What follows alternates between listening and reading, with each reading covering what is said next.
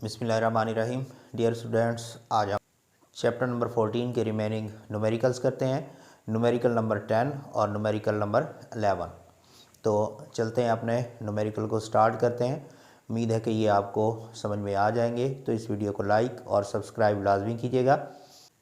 According to the statement, 100 watt lamp bulb and 4 kilowatt water heater are connected to a 250 volt supply.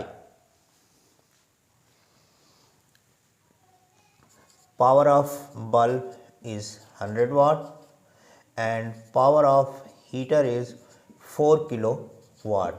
Both are connected with the supply voltage that is equal to 250 volt. According to the statement, हमने मालूम करनी है दोनों का current जो इन दोनों में जो है वो गुज़र रहा है, यानी कि करंट इन बल्ब और इसी तरह करंट इन हीटर। और इसी तरह हमने रेजिस्टेंस भी मालूम करनी है कि रेजिस्टेंस ऑफ बल्ब कितनी है और रेजिस्टेंस ऑफ हीटर जो है वो कितनी है। तो अब हमने दोनों चीज़ें मालूम करनी है, हीटर में से करंट कितना गुज़र रहा है, इस तरह बल्ब में से करंट कितना है और इन दोनों की रेजिस्टेंस जो है वो कितनी है। तो सबसे पहले हम करंट मालूम करते हैं। हम जानते हैं कि P is equal to V I, और यहाँ से I जो है वो हमारे पास आ जाएगा P ओवर V। तो करंट इन बल्ब हमारे पास आ जाएगा power of bulb over voltage. Power हमारे पास है 100 वाट और वोल्टेज हमारे पास है 250। तो इसको जब हम डिवाइड करेंगे 10 ओवर 25, तो हमारे पास इसकी वैल्यू आ जाएगी करंट की, जो कि है 0.4 एम्पेयर। इसी तरह करंट इन हीटर हमारे पास आ जाएगा पावर इन हीटर ओवर जो हमारे पास वोल्टेज है 250। पावर ऑफ हीटर हमारे पास है 4 किलो वाट, और 4 किलो का मतलब है 4000 वाट।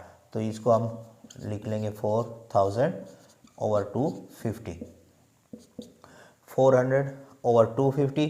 तो हमारे पास आ जाएगी करंट की वैल्यू 16 एम्पेयर। अब हमने मालूम करनी है रेजिस्टेंस, और हम जानते हैं कि V is equal to I R और R is equal to V over आई।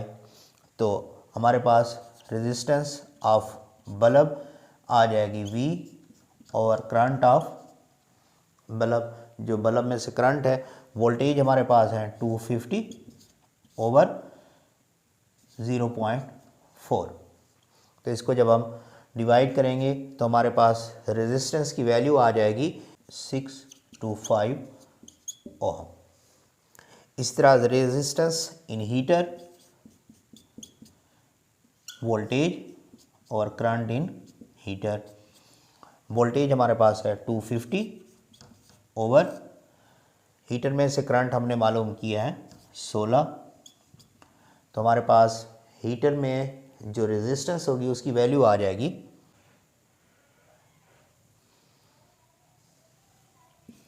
15.6 ओम। चलते हैं लास्ट न्यूमेरिकल की तरफ, न्यूमेरिकल नंबर 11।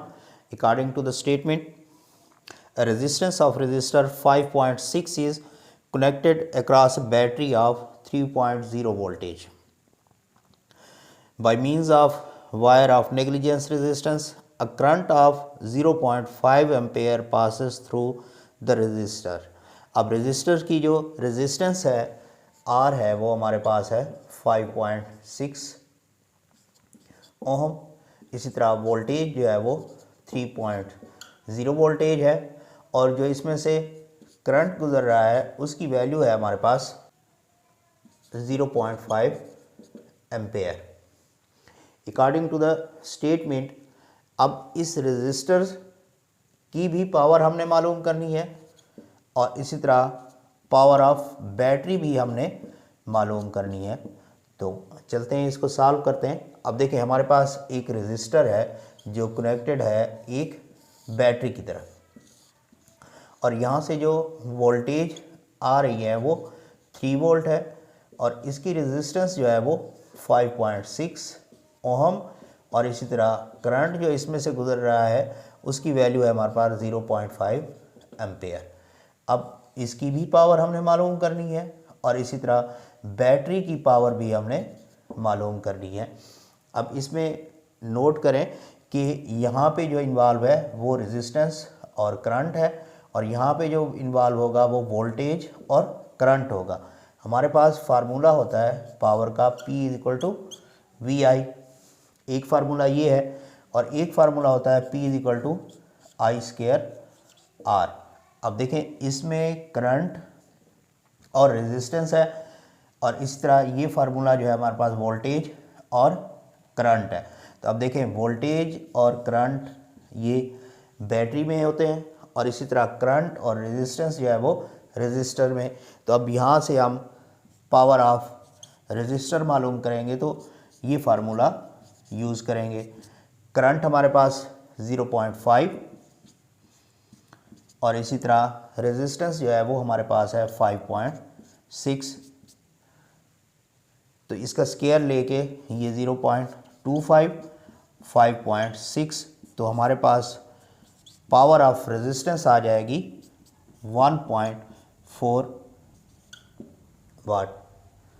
इसी तरह अब हम पावर ऑफ बैटरी जो है वो मालूम कर लेते हैं। पावर ऑफ बैटरी के लिए हम यूज़ करेंगे ये फार्मूला। वोल्टेज हमारे पास है 3, और जो करंट है वो है 0.5।